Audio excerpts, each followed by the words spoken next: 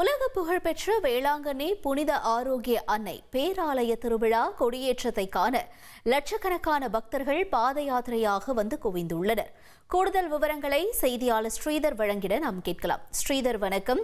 தொடர்ந்து இந்த கொடியேற்ற நிகழ்வு தொடர்பான சிறப்புகள் என்னென்ன, எவ்வளவு பேர் வரை வருகை தந்திருக்கிறார்கள், என்ன ஏற்பாடுகள் செய்யப்பட்டிருக்கிறது, பக்தர்களுக்காக நிலவரம் என்ன?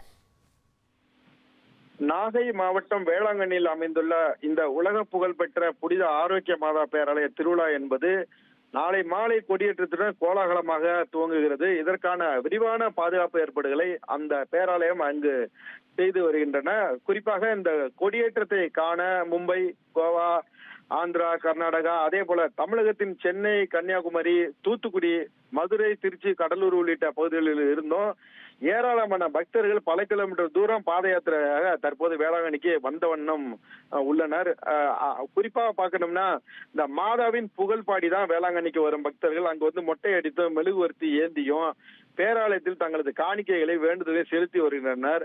பல லட்சம் பக்தர்கள் தற்போது இந்த வேளாங்கண்ணிக்கு பாத யாத்திரையாக வருவதால் பாத்தீங்கன்னா நாகப்பட்டினம், வேளாங்கண்ணி, கீழ்வேலூர் பகுதிகளில் இந்த பக்தர்கள் வந்து வருகை என்பது அந்த கூட்டம் வந்து அலை மோதுகிறது.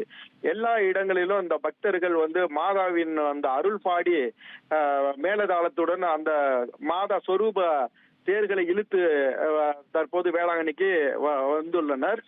மேலும் இந்த வாழ்வில் வேண்டு வரங்களை உடல் நலத்தினையும் இந்த ஆரோக்கிய மாதா அன்னை அளிப்பதாக ஒரு நம்பிக்கையை வைத்து சிலர் வந்து அந்த காணா பாடலையும் பாடி அந்த மாதாவிடம் மன்றாடி அவங்க வேண்டுதல்களையும் நிறைவேற்றியுள்ளனர். குறிப்பாக வேளாங்கண்ணி பேராலய திருவிழாவை முன்னிட்டு ஒரு 3000க்கும் மேற்பட்ட போலீசார் வந்து அங்க பாதுகாப்பு பணியில் 6 மாவட்ட போலீசார் வந்து பாதுகாப்பு பணியில் ஈடுபடுத்தப்பட்டிருக்கிறார்கள். அதே போல வரும் பக்தர்கள் தங்குவதற்கு கூடாரங்கள், அதே போல விடுதிகள் எல்லாம் நிரம்பி வழிகின்றன. இந்த பக்தர்களுக்கு தேவையான உணவுகள், குடிதண்ணீர் வழங்குவதற்கு பேராலய நிர்வாகம் அனைத்து ஏற்பாடுகளும் செய்திருக்கிறது.